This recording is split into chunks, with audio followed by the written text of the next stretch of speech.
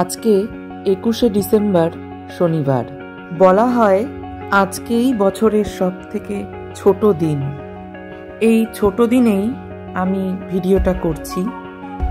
আজকে মেঘলা ওয়েদার, সকাল থেকেই অল্প বিস্তর বৃষ্টিও পড়ছে। তার মধ্যে এই ঠান্ডার দিনে দাঁড়িয়ে এখন তো আমাদের অনেকেরই পিকনিক করতে, বনভোজন খেতে ইচ্ছে করে। তার সাথে বিশেষত শীতকালে পালং শাক, বিট, গাজর, মটরশুঁটি প্রভৃতি সবজির উৎপাদন বেশি দেখা যায় এবং বাজারেও বেশি পাওয়া যায়। তার জন্য আমরাও এই সবজি, শাক সবজি প্রভৃতি বাড়িতে বেশি রান্না করি। তো বাড়িতে আমরা যখন রান্না করি সেই সবজির মধ্যে, যে কোনো সবজির মধ্যেই যদি একটুখানি ধনেপাতা দেয়া যায় তাহলে মনে হয় সেই সবজি, সেই শাকের স্বাদটা আরও যেন দ্বিগুণ হয়ে আমাদের কাছে খুব সুস্বাদু লাগছে। তবে বিভিন্ন তরকারি আমাদের বাড়িতে থাকলেও অনেক সময় ধনেপাতা আমাদের বাড়িতে থাকে না। তার জন্য সবজিতেও দেয়া হয় না, কোনো তরকারির মধ্যেও ধনেপাতা ব্যবহার করা হয় না। তাই জন্য আমি আজকে ধনে গাছের চারা রোপণ করব। বাড়িতেও যেন আমরা যে কোনো তরকারি রান্নায় ধনেপাতা ব্যবহার করতে পারি এবং তার স্বাদ আমরাও যেন উপভোগ করতে পারি, সেই জন্য আমরা ধনেপাতা বাড়িতেই করব। এবং আমি আজকে তার জন্য গোটা ধনে নিয়ে নিয়েছি। একটা বাটি করে গোটা ধনে আমি এক রাতের জন্য ভিজিয়ে রেখেছিলাম। সেই ধনে বীজ আমি আজকে রোপণ করব। বীজ রোপণের জন্য আমি এই পিচবোর্ডের দুটো বক্স নিয়ে নিয়েছি, দুটো বাস্ক নিয়ে নিয়েছি। এই পিচবোর্ডের বাস্কের মধ্যেই আমি আজকে ধনের বীজ রোপণ করব। তো বীজ রোপণের আগে পিচবোর্ডের মধ্যে মাটি দিয়ে নিতে হবে, কিন্তু আমার কাছে মাটি খুবই অল্প রয়েছে। তার জন্য আমি কি করেছি, এখানে আমার বাগানের যেরকম শুকনো পাতা রয়েছে সেই শুকনো পাতাগুলোকে হাত দিয়ে গুঁড়ো গুঁড়ো করে আমি পটিং মিডিয়া হিসেবে এই পিচবোর্ডের বাস্কের ওপরে দিয়েছি। আপনারা চাইলে কোকোপিটও ব্যবহার করতে পারেন। আমার কাছে কোকোপিটও ছিল না, তার জন্য আমি এই শুকনো পাতাগুলোকে হাত দিয়ে গুঁড়ো করে দিয়েছি। এতে করে শুকনো পাতা কোকোপিটের মতোই কিছুটা জল ধারণ করবে, তার সাথে নাইট্রোজেন সারেরও কাজ করবে আমাদের গাছে। ফলে আমাদের গাছটা আরও সবুজ হবে, গাছে অধিক সংখ্যক পাতা এবং ডাল বেরিয়ে গাছটা আরও সুন্দর লাগবে। আমি এখানে শুকনো পাতা গুঁড়ো করে দিয়েছি, তার উপরে কিছুটা শুকনো গোবর সার একটু হাত দিয়ে গুঁড়ো গুঁড়ো করে দিয়ে দিয়েছি। তার ওপর অল্প সংখ্যক মাটি দিয়ে তার উপরে আমি জল দিয়ে দিচ্ছি, যাতে মাটিটা বাস্কের সাথে সেট হয়ে যায় এবং বীজ বপনে সহায়ক হয়।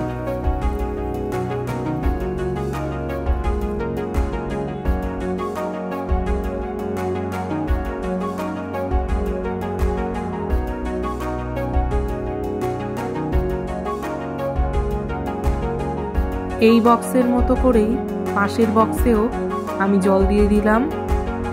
জল দিয়ে তার উপরে বীজ বপন করার পালা।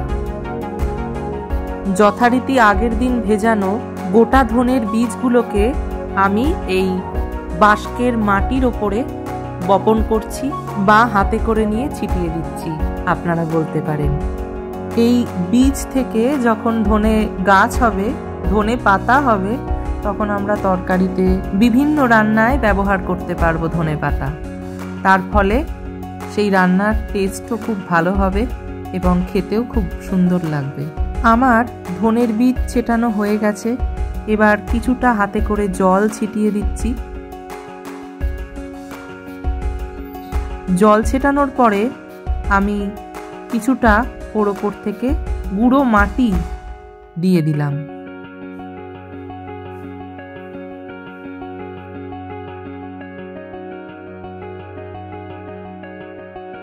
আমি এখানে গোটা ধনে ব্যবহার করছি ঠিকই গাছ লাগানোর জন্য, কিন্তু আপনারা চাইলে পালং শাকের বীজ এই শীতের মরশুমে বিশেষ করে ঠিক একই রকম পদ্ধতিতে লাগাতে পারেন এবং গাছ একটু বড় হলে আপনারা সবজি হিসেবে নিজেদের ছাদ বাগান থেকে, বাড়ির বাগান থেকেই আপনারা তুলে খেতে পারেন।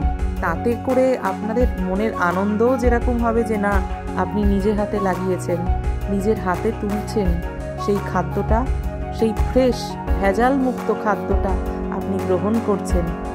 কোনো রকম ক্ষতিকারক রাসায়নিক সার মুক্ত, ভেজাল মুক্ত খাবার আপনি খাচ্ছেন। নিজের হাতেই আপনি বাগান করেছেন, গাছ লাগিয়েছেন, ঠিকঠাক পরিচর্যা করেছেন এবং ভেজাল মুক্ত শাকসবজি নিজের হাতে তুলে আপনার বাড়িতে রান্না করছেন। সেই নির্ভেজাল জিনিস আপনি খাচ্ছেন, এটা একটা আনন্দই আলাদা। নিজের হাতে করে লাগানো যে কোনো গাছে যদি কোনো ফল ফুল ধরে, তখন দেখবেন আনন্দে মনটা ভরে যায়। ঠিক সেরকমভাবেই আপনি আপনার ছাদ বাগানে বা আপনার বাগানে লাল শাকের বীজ, তারপর চাল কুমড়ো, মিষ্টি কুমড়ো, লাউ প্রভৃতির বীজ ঠিক এইরকমভাবেই আপনারা লাগাতে পারেন। এবং অনেক ফুল গাছ এমনও রয়েছে যাদের কিনা বীজ থেকে ঠিক এই রকম পদ্ধতিতেই লাগাতে হয়। আপনারাও এই পদ্ধতিতেই আপনাদের ছাদ বাগানে বা বাগানে ফল ফুল শাক সবজি গাছ লাগিয়ে নিজেই আনন্দ উপভোগ করতে পারেন। তারাও যখন বড় হবে, তারাও যখন ফলে ফুলে ভরে উঠবে, দেখবেন আপনার মনটাও আনন্দে ভরে উঠবে। আজ 21শে ডিসেম্বর, এই প্রথমবারই আজকের দিনটিকে মেডিটেশন ডে হিসেবে ঘোষণা করা হয়েছে। এই মেডিটেশন ডে নিয়ে আমি আরও একটা ভিডিও করব। তো আপনারাও এই একাকিত্ব, হতাশা, দুঃখ সমস্ত কিছুই তো রয়েছে, বর্তমান থাকবেও। এই গাছকে যদি আপনাদের চলার পথের সাথী করতে পারেন, আপনাদের জীবনও আনন্দময় হবে এবং এই গাছ আপনাদের সকলের জীবনে অনেক অনেক প্রশান্তি এনে দেবে।